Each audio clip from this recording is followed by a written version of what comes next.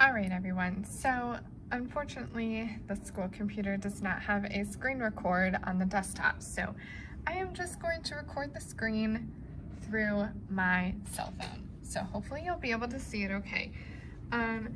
Now, what you're going to do for your portfolio is you're going to go to Adobe Spark. You can just type that in Google and it should be the first link that comes up. Now, Adobe Spark is free for all students and teachers, and all you have to do is log in with your school account. So you're going to click log in with school account, and I will just type in my email. Hit continue, and I'm already logged into my email, so it just automatically takes me into the home page for Adobe Spark. And it's loading. So this is your home button. This is your new project button, okay? Now you can create multiple of things in Adobe Spark for free, but what we're gonna focus on is a web page. So you're gonna click on web page and it will load all its beautiful features.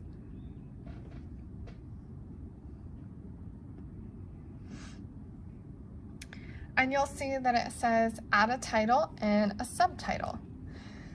You can also click on themes. So once you enter the Adobe Spark page, you have a bunch of different features. You can add your title page and your subtitle. You can also add a photo in the background, which is pretty cool. So you can either upload your own photo or you can find free images on their stock image that they have. So we'll just go ahead and throw this one in. And then since we are doing portfolio pages, you can say your name.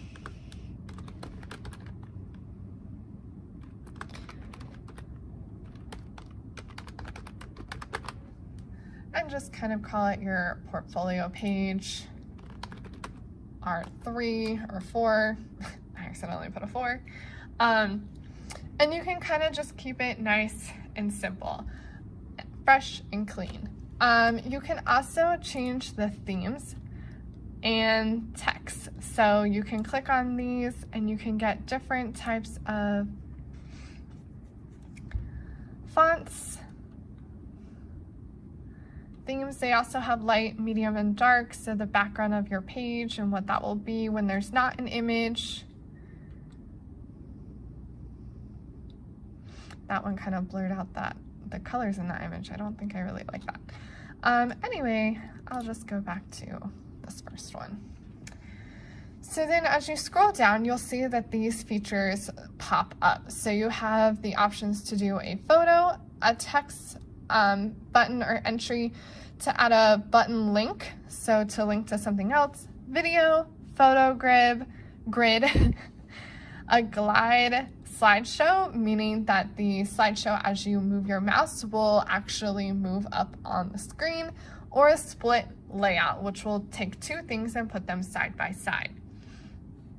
The options that I think I would like us to focus on for your portfolio at this moment is the photo button, possibly a text button, photo grid, or split layout. We don't really need to worry about adding a button because we're not adding extra links to anything at this time. And we don't really need to worry about the glided show because it will only show a part of your image as it scrolls up the screen. And I think we'd like to see everything.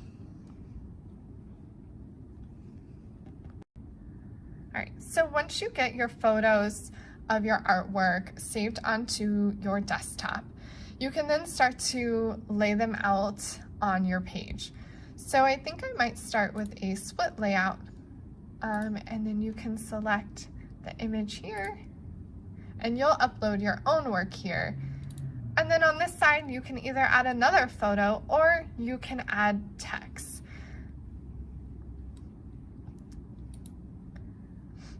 Down here, this little icon will just tell you about the photos. You can also click the middle to flip them around. So on the right side, I can do a header 1 or header 2 or just normal text. But if you click that again, you can see that the header 1 and 2 will actually change the font for you. So then I could put possibly the title of artwork here. So you could add the title. You could also even add more text and talk about your work. Or if you click inside the box, then you can delete the whole layout together, which is just the two that we just did. It will not delete anything else.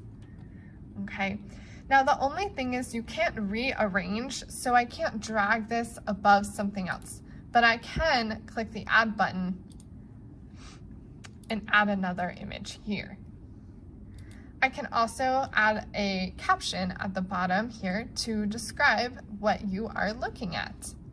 But again, like I said, you can't click and drag or flip these around. Whatever order these are in, they stay in that order. Okay. So you can keep going down, you can scroll, and you can add, let's do a photo grid.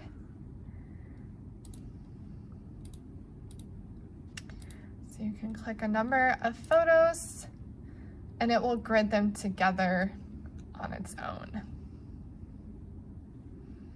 Hit save and then the grid appears. Again, you also have a caption button where you can include details about the photos that you have just posted. So the buttons at the top, you can actually hit a preview button, which will take you to preview your web page the way I would see it.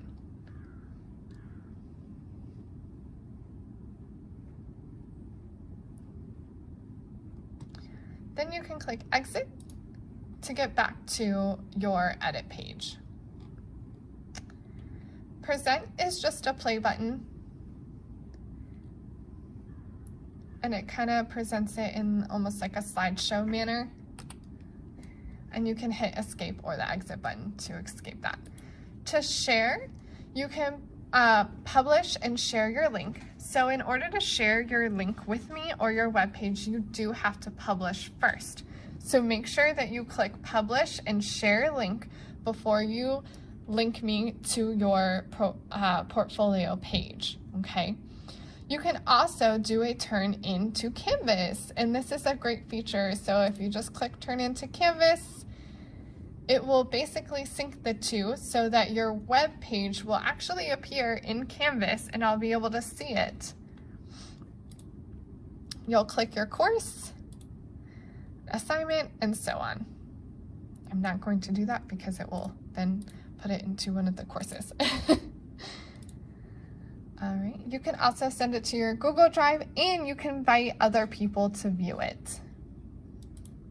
This is also an invite button. So you could also invite me by typing in my email here to view your page if you would like me to, or to make comments or suggestions as well.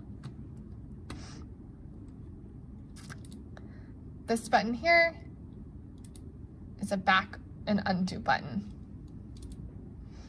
and then a forward button. So if you realize you don't want something, you can just do a quick undo.